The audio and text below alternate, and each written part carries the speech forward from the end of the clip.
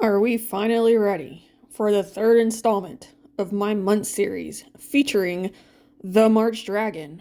Let's go. Oh my gosh, guys. Okay, so I don't know when the last time I did this, but it's been definitely probably a couple, like maybe 2 years now.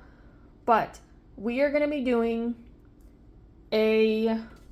another month's drawing, and this one's going to be March. So as you can tell, I have not gotten very far with these. So I already do have a January and a February up, if you guys are interested. But that's what we're doing next. I'm pretty excited because it's been a while since I've done this. So let's see. So because what I do with these is I am going to have to go back and look at the drawing before I actually start coloring it to make sure I'm doing this right, because it's been a while and I have it colored specifically. But the gem is going to be aquamarine, which is going to be kind of a blue. The flower is a daffodil, which is a yellow, and then because it's a springy color, his main color is going to be green. So I'm going to do, I have what is an apple green in my Prismacolors. That's probably what I'm going to use. And then March generally means like the arrival of spring, pretty much, because it's the start of the springtime.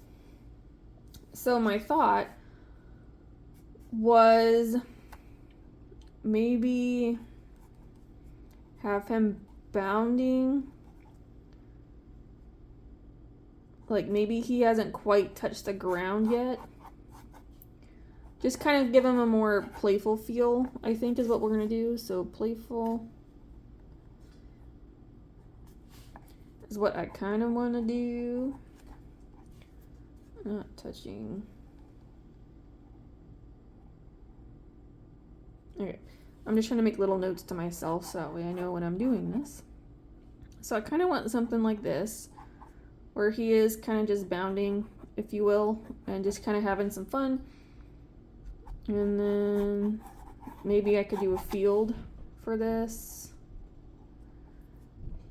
So some petals, and then I know I do a mixture of gems and the flowers kind of hanging out. So I know I do both of those, so I think that's what we're gonna do. So it's almost like little Easter eggs, even though I know it's not April yet, but it's kind of working its way to that feeling. So then it would just be something like that. So with that, I'm gonna get started and shall be back. So as I was looking back to see when the last one of my month series I did, I looked and it said 2 years ago, and I said, oh wow, I was not expecting 2 years. Well, here we go. 2 years later, we're adding on the third month. OMG. And this is just the first round because I want to do other animals. I decided to start with dragons because I love dragons. If you haven't seen anything else on my channel, I do quite a bit of dragons. I love them. That's why I'm doing them first. He is a little bit different. So when I was picking out the colors and like seeing how I did it originally, I did change a little bit of what I had done because it's like now that I'm kind of like essentially doing it over again in a way, it's like kind of like a better way to do it. So because like the first two I did, January and February, I had them in a crouching position. So for him, because it's March, like you're springing forward, spring is coming, that kind of thing. I wanted to have him in that springing kind of mood, like jumping down the hills, looking at all the lovely flowers and plants that are starting to spring back up. So that was the intention with this. I know the background is essentially just gems and flowers, but that was kind of the concept I had, was still in a way just doing it that way, because I'd only wanted the month flower and the gems in the background is what I was wanting with grass. Just something plain and simple because he is so like detailed and like busy. I didn't want the background to necessarily take away from him, so that's kind of why it looks the way it did. But this is just the start. So here's his pencil, and now let's get on to the coloring magic to bring him to life. Woo! Okay, so I managed to get the line art done, so there he is, finished and ready to go. So now we're gonna plan out his colors. I already have an idea of how it's gonna go, but we're still gonna plan them out, and then I'm gonna get right into finish bringing him to life. So this was our sketch again, this lovely chicken scratch. I have the 3 that I need, and it's just gonna be 3. So his main color is going to be green, pretty much. So obviously there will be blue and yellow mixed in, but just to kind of put something down for right now, just kind of slightly where it's going to go. So what was next? Okay, so it looks like gem. I messed that up. Interesting. So, all right, I think the flower is going to be next, which is going to be yellow because it's daffodil. So now we're going to have the yellow here. And the nice thing is that these three colors actually work really well together because they're innocuous, so it's actually kind of perfect and makes a lot of sense for them to be together. So it just kind of works out, and it'll just give it a nice color feel as well when it's all done. Okay. I'm also doing this to give y'all an idea of what I'm going to be doing because it's going to look a little bit different, obviously, compared to this versus what I have on the paper, which is fine. So now we're going to have a flower, pretty much. I'm just coloring them in randomly. All right, so there's that. So now as for the blue, so we're going to shove this in here. Kind of finish. Okay. I know, it's probably looks a little weird, but trust the process. You know how it goes. You trust it and it turns out fine in the end, for the most part. Sometimes it might not, but you just trust it. It's kind of what we're doing here. But pretty much, so we're going to have him bounding. There will be flowers around along with gems. And then the grass, I am just going to make green. Because that kind of makes sense. At least for this, with it being green is the main color. Pretty much. And then the blue and the yellow kind of just being the secondaries. But there's that. So that's kind of what we're going for. So now obviously when I, actually color this, you'll kind of see what I'm doing. But like essentially, so this part is going to be green, these will be yellow, and then blue here. So as I go, you'll see it kind of come together and make more sense. But that is where we're at. So it is now time to actually get started on the coloring. Yay! I think this is probably everyone's like most favorite part of a drawing, is like doing the coloring and kind of like finish bringing everything together. And then also just like outlining what you had before that's kind of hard to see. So I know like probably like definitely through here it's a little weird because there's his head and then his neck's curling around and then you have his body and stuff and his tail's back here. So, but as I add in the color, it'll help make more sense. So let's go. All right, now it's color time. So I feel like these colors, again, as I said, work very well together because they're innocuous, they're next to each other in the color wheel, and it's perfect.